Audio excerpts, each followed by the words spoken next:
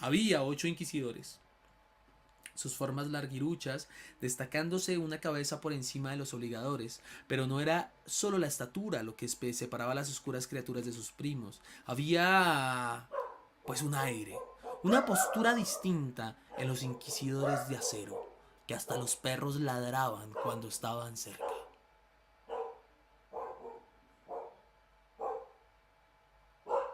Hasta que se calmaban.